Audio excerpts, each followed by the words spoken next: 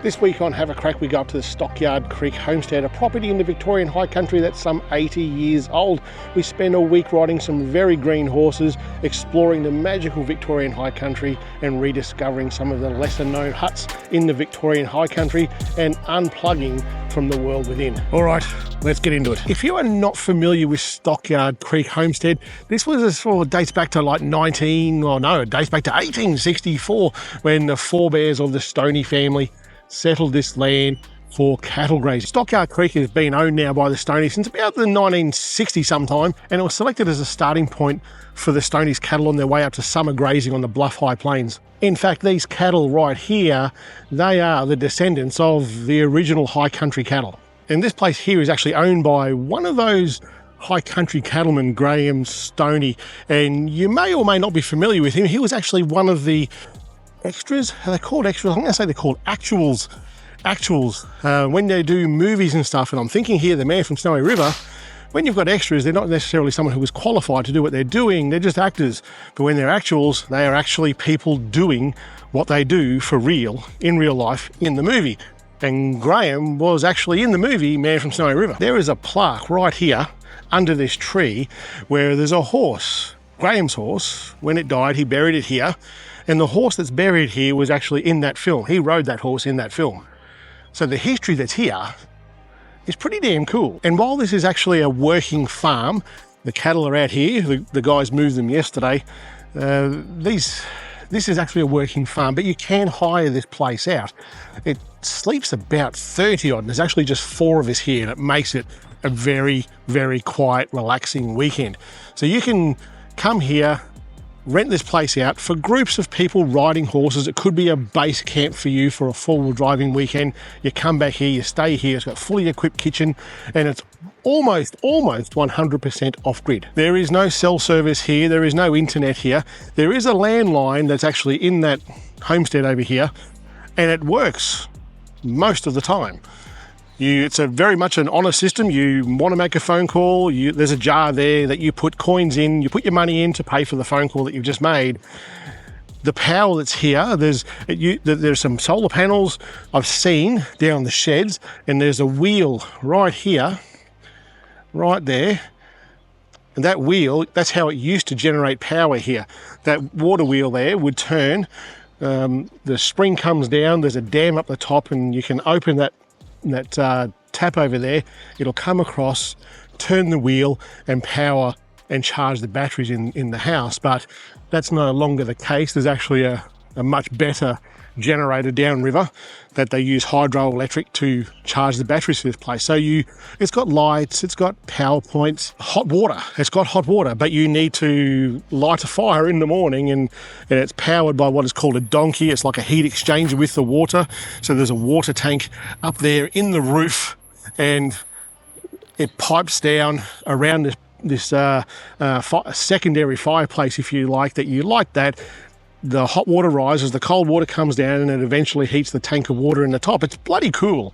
It is so old school, it's the new cool. It really is a good place to bring groups of people for horse riding, groups of people for four-wheel driving. And I'll tell you now, it's really hard to get in here. This place is booked out almost solid 12 months in advance. Even the refrigerator isn't powered by electricity, it's powered by gas. So it's turned off when you get here. There's like a startup procedure when you come and book this place, and one of those things is to get the pilot lights on the gas stove going. Another one is to get the fridge going by lighting the pilot light, and it burns gas, and through some sort of freaking magic. If you know how that works, comment down the bottom, because I actually don't quite understand it. What I know is it just works, and there's no power to this thing. You just light the pilot light underneath. Heat comes out the top. It's quite hot up the top, and it freezes everything in the fridge, up in the freezer, and it cools everything down in the fridge. It's very cool. There are showers here. They've refurbished this a fair bit in the last couple of years, where the showers are actually pretty bloody good. Nice piping hot showers. You come here in winter and it's mint. It's so good.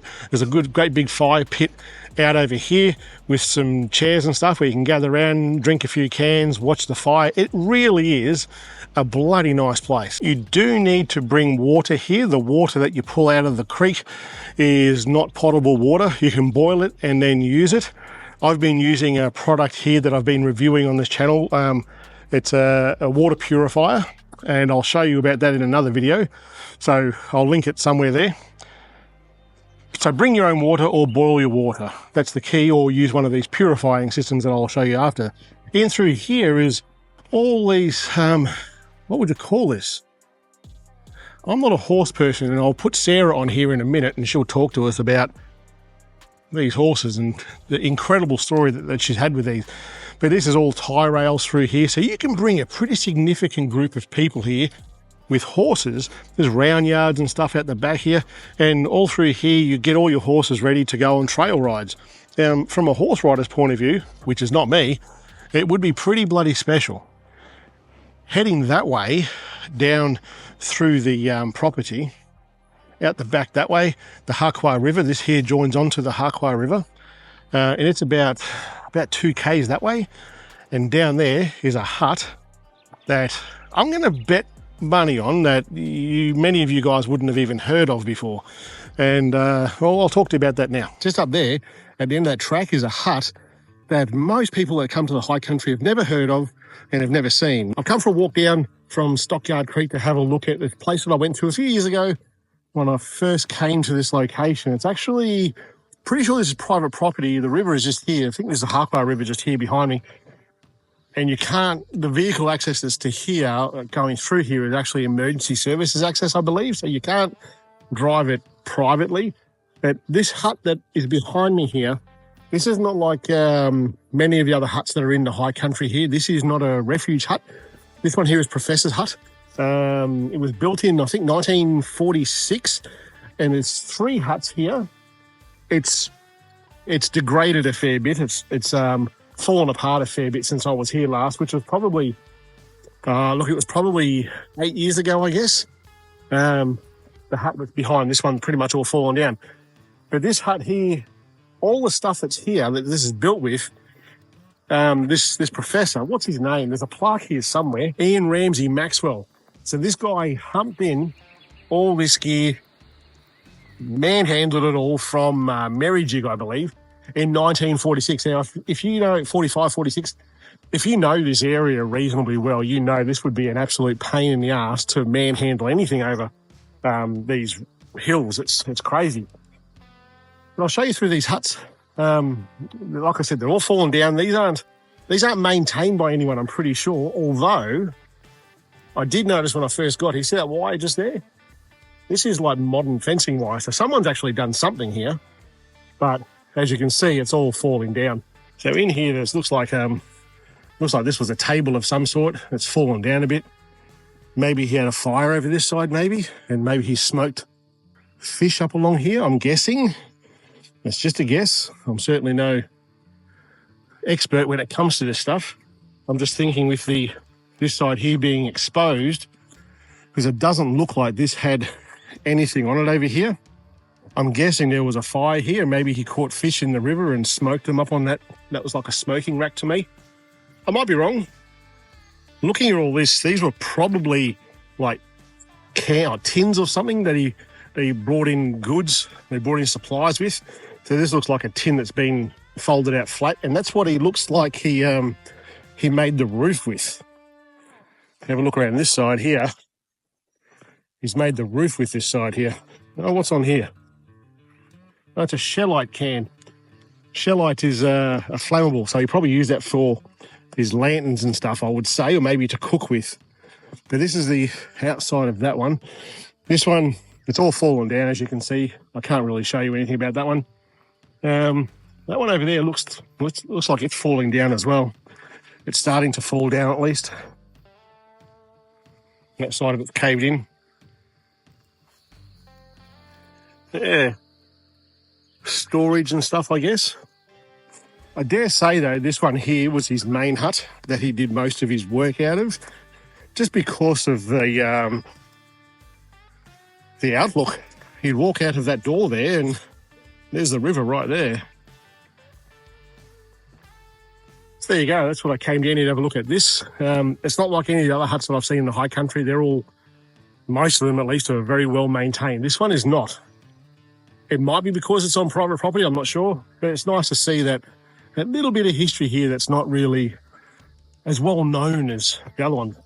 I was there the day that Whiskey was born, the minute that he was born. And from then on, our journey began. Every single day I've done work with my natural horsemanship, training Whiskey to be the well-rounded horse that he's become today.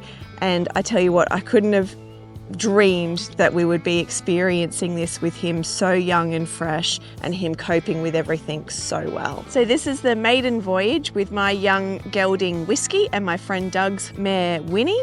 It's their first time up the hills. It's their first time really doing anything big and exciting. They've both only just begun their ridden careers. So my friend Doug and I, we've both got green broke horses, which means they've only just been broken in to ride. And this is their maiden voyage up in the hills. On the left is Whiskey. He's my gelding. He's almost 3 years old. And on the right is his half sister Winnie. And she's about 4 months older than Whiskey is. For the non-horse folk, these horses are both Appaloosas. We bred them, we've trained them for 2.5 years, and then we sent them off to a trainer to get them ready for riding. This has been a great week for our horses to experience lots of new scenarios. It's their first time experiencing running water, doing river crossings. They're up in the hills, they've seen kangaroos in the wild, campers out at Fry's Hut, and a big range of different trails. We've headed out somewhere different every day. Getting across the water was a huge step. As a working farm, we got asked to move some of the Highland cattle, and that went really well. It was their first time working cattle. If you've been to the high country before, you know there's lots of river crossings. It's the first time the horses have experienced fast flowing water, so getting their confidence up to step into that water and cross the deeper areas has been a really great experience. Stockyard Creek has been an excellent base for us to introduce our green horses to trail riding in the hills. We've got the round yard to warm them up and get their foundations going in the morning. We've got running water to help introduce them to crossing a creek for the first time. We've got hills fenced in, we've got cattle on the property, so we can get ourselves really comfortable and confident before we head out further and explore further afield. So if you are looking for somewhere in the Victorian High Country to get away, do a bit of camping, it's a bit more luxurious than what you're used to, this place is definitely worth checking out. Catch you next week.